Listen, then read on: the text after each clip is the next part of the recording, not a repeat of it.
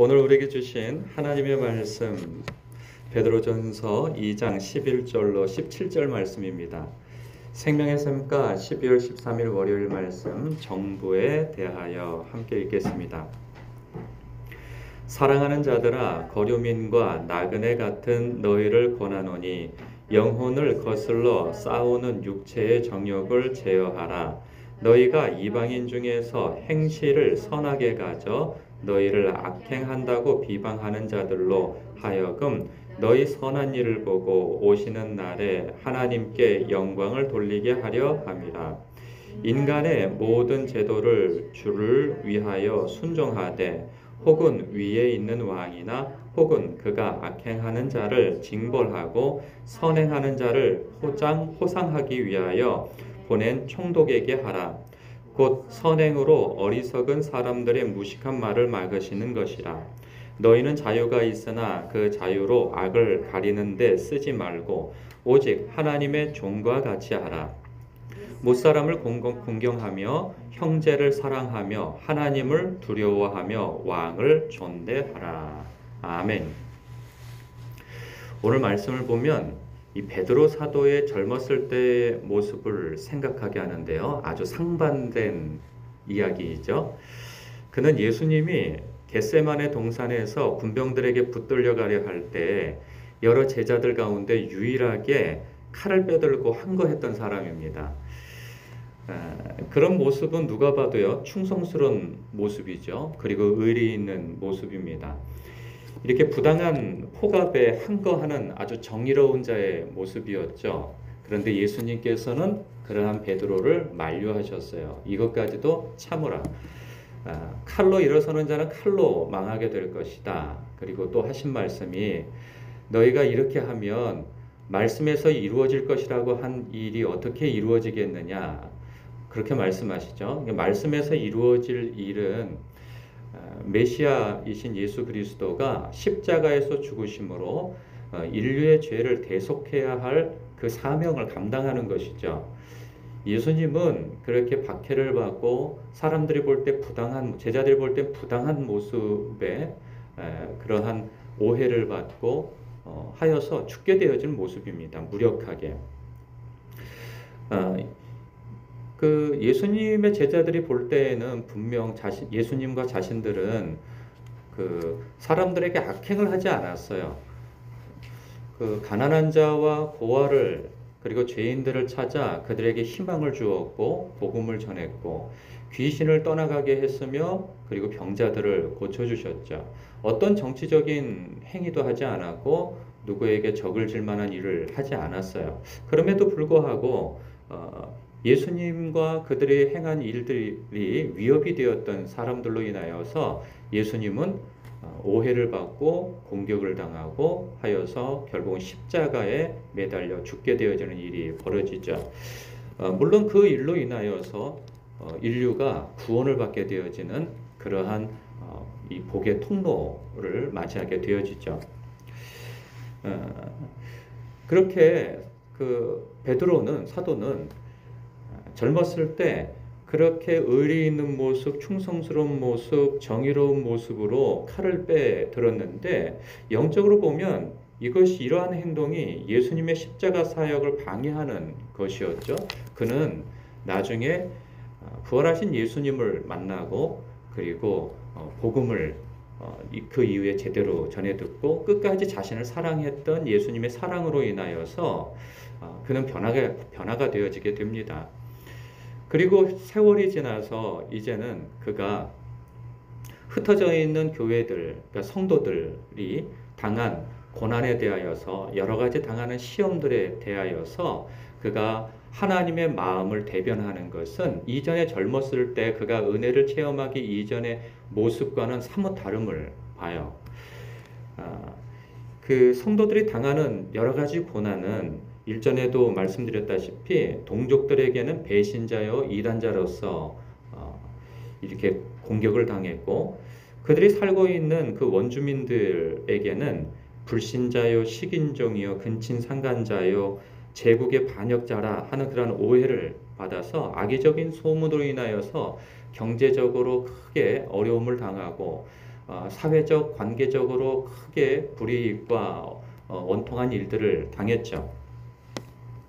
그러한 일들을 당하는 가운데 어느 누구도 그들은 그것에 대해서 사실 받아들일 만하지 못한 그러한 그 오해였고 악의적인 소문이었죠.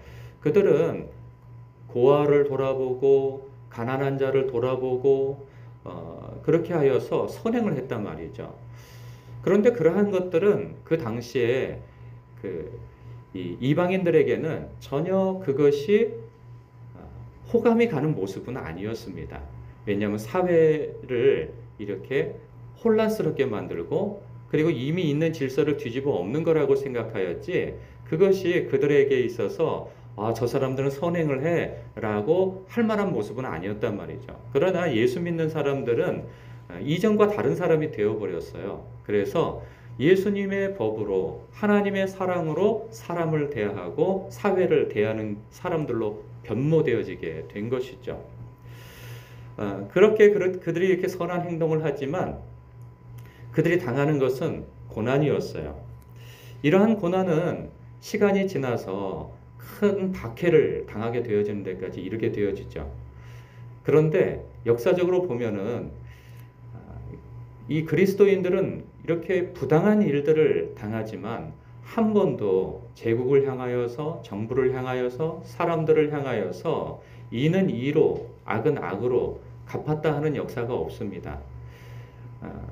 초대교회 초기 시절에는 전체가 한 2만 명 정도 그리스도인이라고 해요.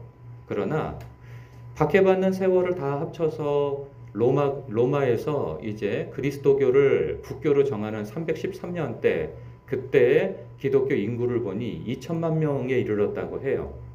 그 2천만 명이 되어지는 기간 250여 년 동안 기독교인들이 제국의 압제를 받게 되어집니다. 그리고 제국의 통치를 받는 여러 나라에 흩어져 있는 그리스도인들은 역시나 제국의 압제를 받는 것만큼이나 그 지역에서 나라에서 압제를 받았던 것이죠.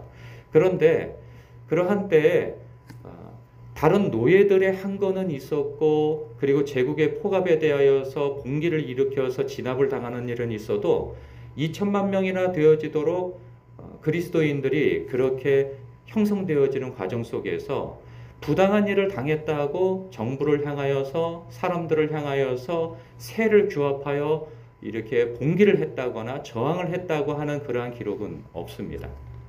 오른편 뺨을 때리며 왼편을 돌려대고 그리고 부당한 일을 당했을 때에도 그들은 그것에 억울해하지 아니하고 그것을 오히려 기뻐하고 하나님께 영광을 돌리며 천국의 소망을 바라보고 마지막에 있을 주님께서 다시 오시는 그 날에 주님 앞에 칭찬과 영광을 받을 것을 기대하며 그들은 자신들이 마땅히 주님 안에서 해야 할 도리를 행하며 살았던 것이죠. 천국의 소망과 주님 안에서 우리가 얻게 되어질 영광에 대한 시선을 놓쳐버린다면 우리는 그렇게 살 수가 없죠. 이는 이로, 눈은 눈으로, 내 밥그릇은 내가 챙기고 내 코가 석자인데 누구를 돌아보나 이런 생각을 가질 뿐인 것이죠. 그러나 그들은 그렇게 살지 않았어요. 초대교회 성도들은 말이죠. 그렇게 살지 않고 사도가 하나님의 마음을 품어 전한 이 말씀대로 살았단 말이죠. 사랑하는 자들아 거류민과 나그네 같은 너희를 권하노니 영혼을 거슬러 싸우는 육체의 정욕을 제어하라. 너희가 이방인 중에서 행실을 선하게 가져 너희를 악행한다고 비방하는 자들로 하여금 너희 선한 일을 보고 오시는 날에 하나님께 영광을 돌리게 하려 함이라. 인간의 모든 제도를 주를 위하여 순종하되 혹은 위에 있는 왕이나 혹은 그가 악행하는 자를 징벌하고 선행하는 자를 포상하기 위하여 보낸 총독에게 하라. 곧 선행으로 어리석은 사람들의 무식한 말을 막으시는 것이라. 여러분, 정부에서조차도 이 당시에 정부에서조차도 사람들의 그 여론으로 인하여서 기독교인을 이렇게 어려움을 주고 부당한 대우를 하고 그랬단 말이죠. 그러한 상황에서도 선행을 행하라는 거죠. 그래서 어리석은 사람들의 무식한 말을 막으려고 한다는 거예요. 이것만큼 참 어리석어 보이는 모습이 어디 있습니까? 아니, 잘못된 것이 있으면, 부당한 일을 당했으면 우리가 나쁜 일을 하는 것도 아니고 예수 믿고 우리는 평화롭게 예수님을 섬기고 복음 사역을 하며 가난한 자를 돌아보고, 그리고 음습하고 사람들이 돌아보지 않는 그 그늘을 돌아보며 이렇게 사람들을 이롭게 하고 나라를 이롭게 하고 지역을 이롭게 하는 일을 하려고 하는 것인데, 기독교인들은 저들은 이익 집단이요, 이기적인 집단이요, 이렇게 사람들을 돌아보지 않는 아주 나쁜 집단이다, 이렇게 하면서 그들을 매도하고 하는 그러한 일들에 정부가 앞장서고 언론이 앞장서고 하는 일들이 이 당시에 벌어졌다는 거죠. 그러나 그렇다고 하여서 기독교인의 권익과 이익, 그러한 것을 보호하기 위하여서 세를 규합하여 항거하거나 싸우지 말라는 거죠. 오히려 선행으로 어리석은 사람들의 무식한 말을 막으시는 그 하나님의 뜻을 따라 행하라는 거죠. 칼을 빼들어서 칼을 휘둘러 말고의 길을 쳤던 것처럼 그렇게 행하지 말라는 거죠. 세상은 혈과 육의 싸움으로 옵니다. 악한 마귀는 세상의 힘을 움직여서 그리스도인을 어렵게 만들고 박해를 해요. 그러나 우리 그리스도인은 영적인 싸움을 싸워야 한다는 것이죠. 그 싸움, 그들은 물리적으로 오나 우리는 기도와 선행과 오래 참음으로 싸워야 한다는 말씀을 하고 있어요. 누가 봐도 바보 같은 모습인 거죠. 누가 봐도 예수님이 십자가로 끌려가는 그 모습은 그 당시 제자들이 볼 때에는 너무나도 무력하고 너무나도 무책임하며 너무나도 말도 안 되는 그러한 모습이었을 거예요. 그래서 다 도망간 거 아니겠어요? 그러나 예수님은 그 십자가 지는 그 모습으로, 무력한 모습으로 악한 마귀의 권세를 깨트리고, 그리고 이 어둠의 영 가운데 묶여있던 사람들에게 빛을 주는 십자가의 사역이었던 것이죠. 십자가의 사역은 바로 그런 것입니다. 눈으로 볼 때에는 지는 싸움 같고 무력한 싸움인 것 같고 미련한 싸움인 것 같아요. 그러나 영적으로 보고 결말로 보면은 그것으로 승리한다는 거죠. 하나님의 방법은 바로 그런 방법입니다. 그래서 나중에 로마를 정복하게 되어지는 것은 바로 그 방법으로 했어요. 봉기와 싸움으로 하지 않았어요. 부당한 일을 끊임없이 당하였으나 그 부당한 것을 가슴에 안고 선으로 악을 갚는 그 모습으로 결국은 기독교가 로마의 국교가 되어짐으로 승리를 하게 되어지는 것 아니겠어요?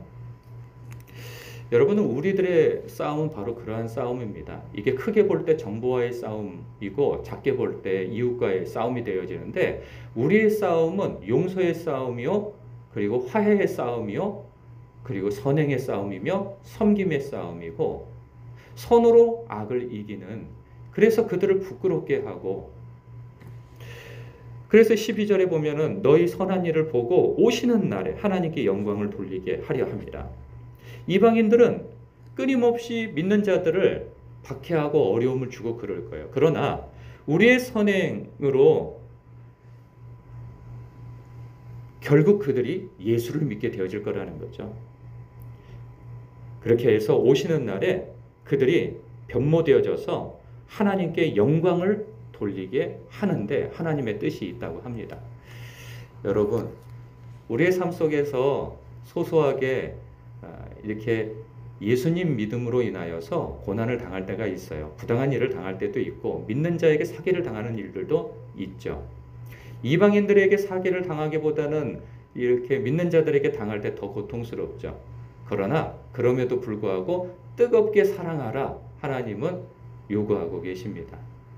쉽지 않은 일입니다. 주님 바라보고 우리에게 주어진 영광을 바라보며 천국의 소망을 바라보는 그 참 소망에 사로잡혀 있을 때 우리는 이 일을 할 수 있습니다. 여러분, 오늘도 우리를 향한 하나님의 은혜에 감복하고 마음을 두고 시선을 두어 오늘 우리에게 있을 여러 가지 일들에 대하여서 참으로 이 하나님의 나라 백성다운 삶의 태도와 선택을 하며 사는 여러분 되시길 주님의 이름으로 축복합니다. 기도하겠습니다.